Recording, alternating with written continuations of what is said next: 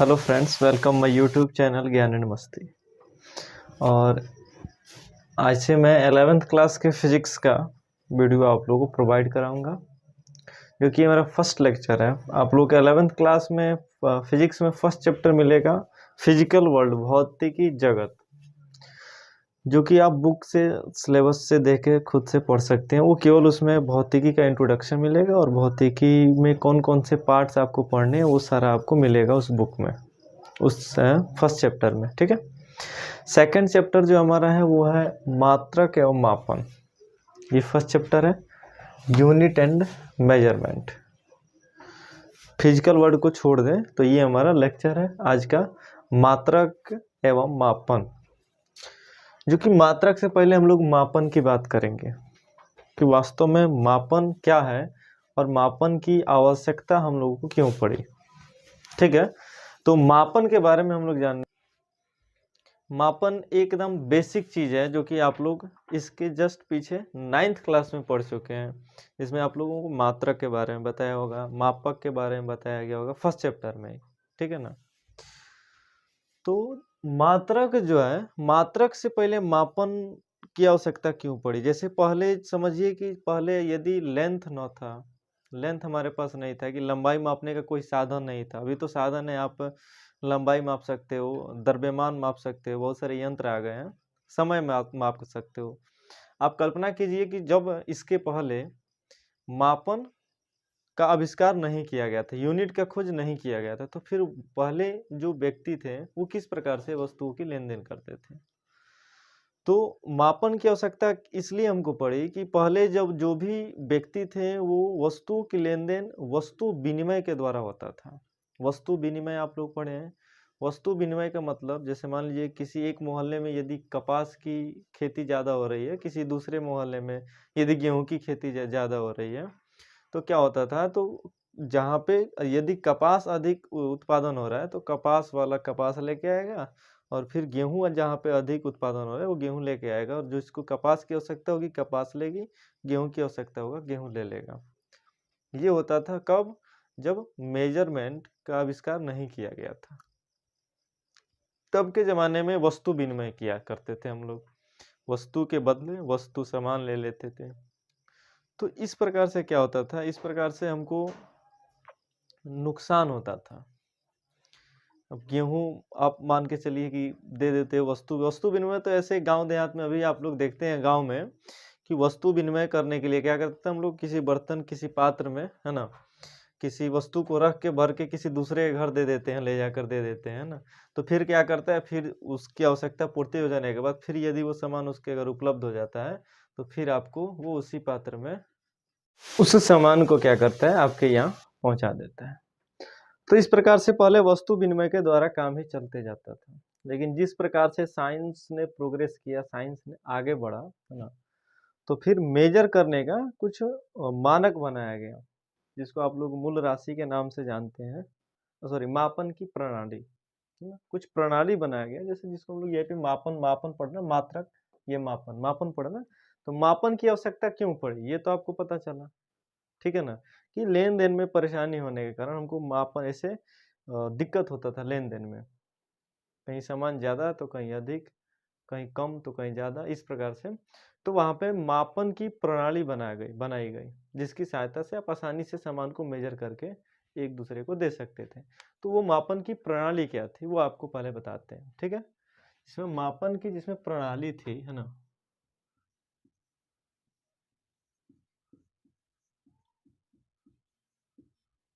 मापन की प्रणाली, जिसमें से पहला प्रणाली था आपका CGS, इसको ऐसे लिख देते हैं CGS।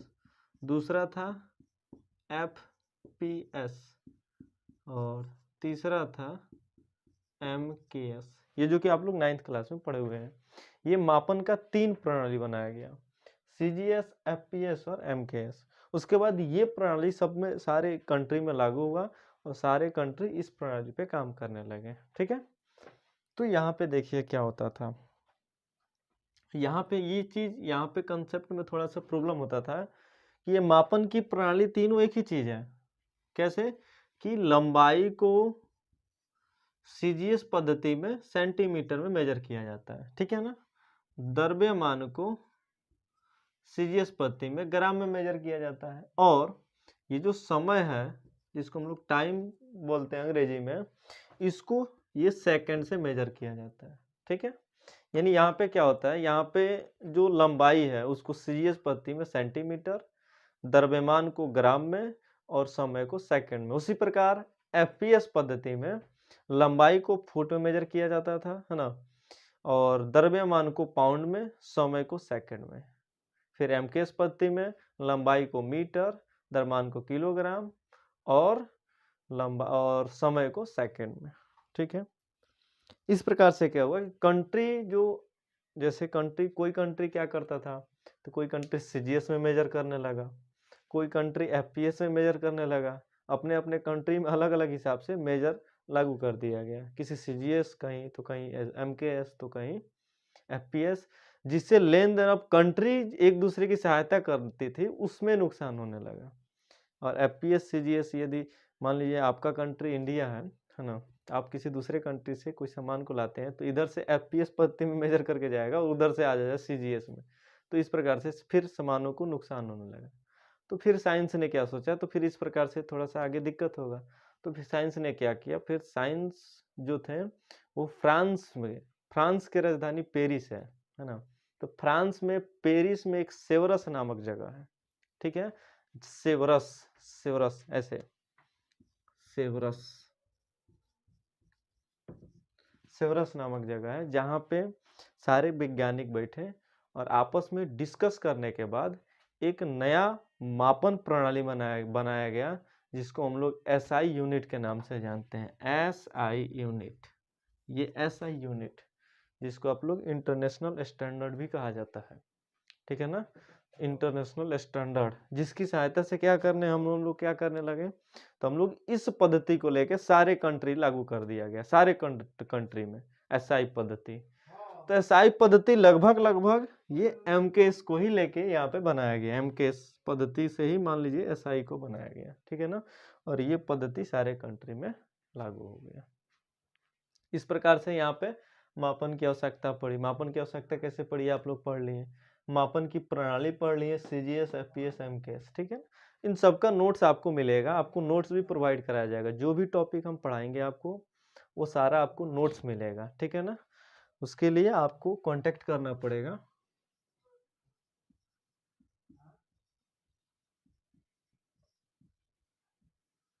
इस नंबर पे आपको सारा नोट्स अवेलेबल कराया जाएगा, आपको पीडीएफ के रूप में आपको भेज दिया जाएगा व्हाट्सएप पे, ठीक है।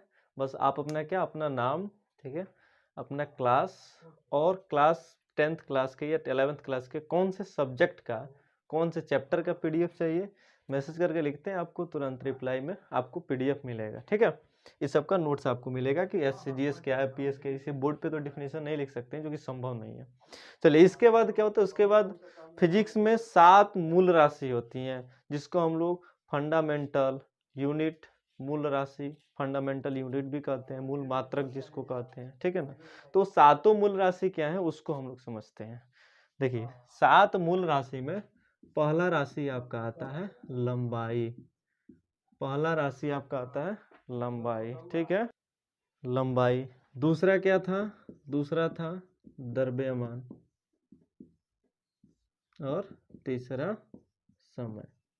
ये 3 गो तो था ही, बाद में और जैसे ज्योति तीव्रता, प्रकाश की तीव्रता, ये सब साइंस फिजिक्स और डेवलप होने लगा, तो 4 गो और राशि को इसमें ऐड कर दिया गया, ठीक है ना। जैसे लंबाई, द्रव्यमान, समय तो पहले से था ही, 4 और राशि को ऐड कर दिया गया, जिसमें से चौथा था ताप, जिसको हम लोग टेम्परेचर कहते हैं।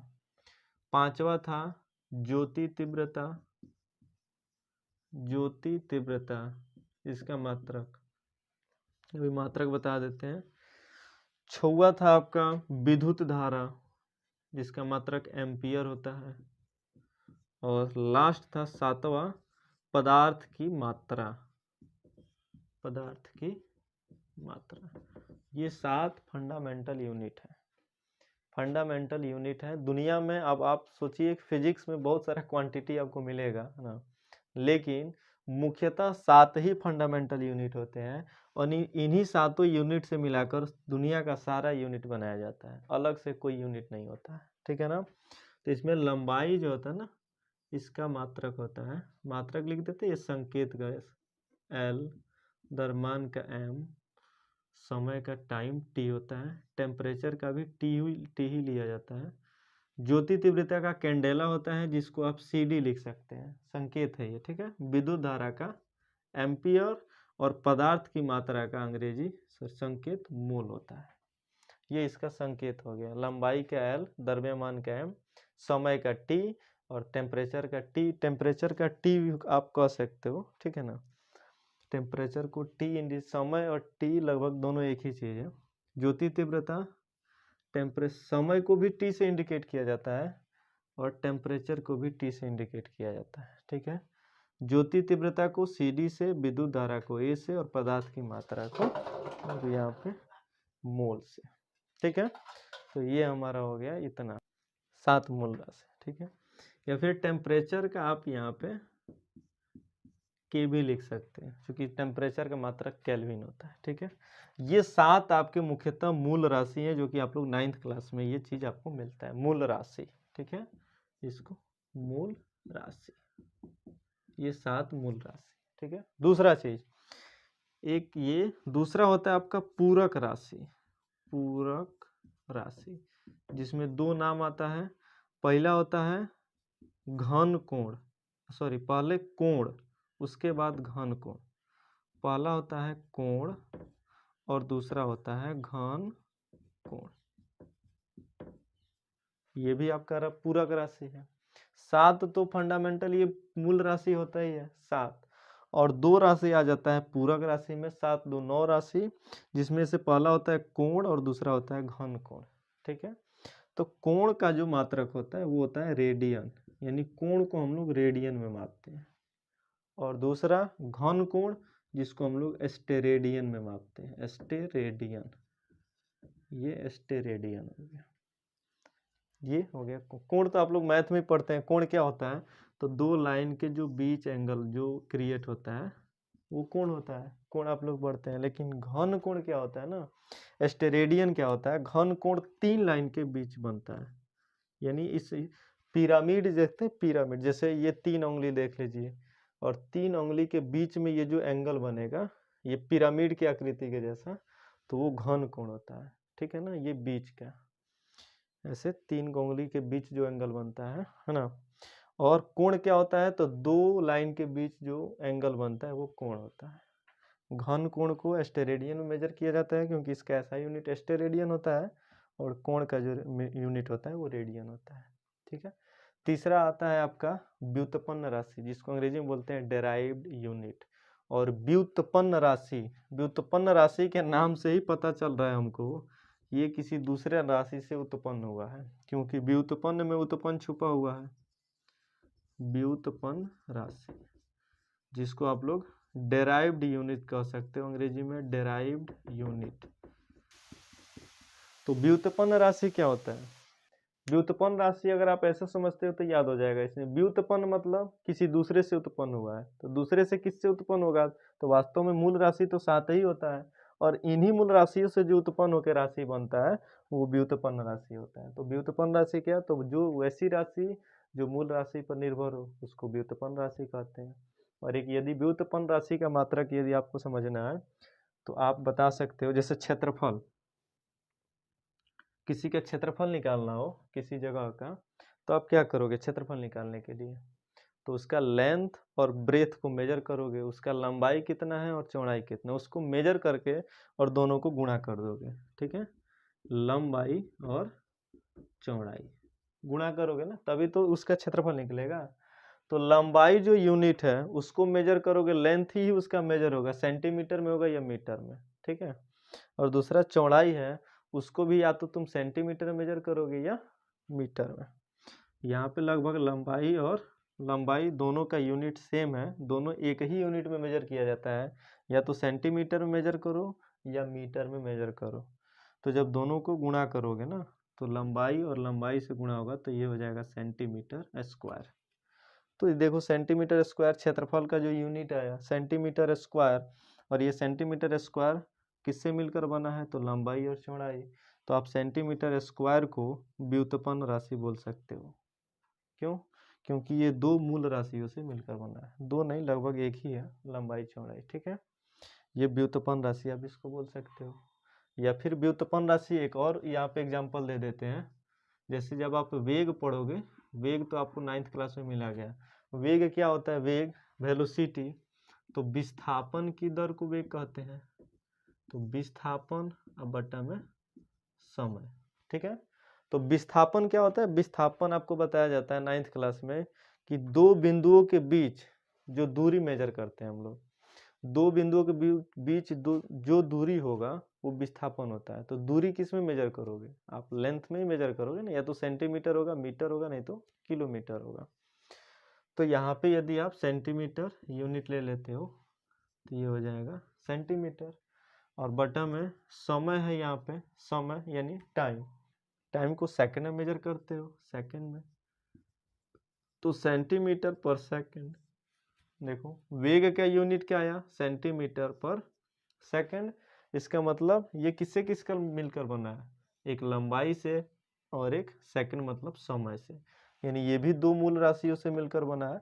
तो इस प्रकार के राशि को आप बता सकते हो कि व्युत्पन्न राशि होता है, ठीक है। तो ये रहा आपका फर्स्ट चैप्टर का मात्रक और मापन का इंट्रोडक्शन, ठीक है।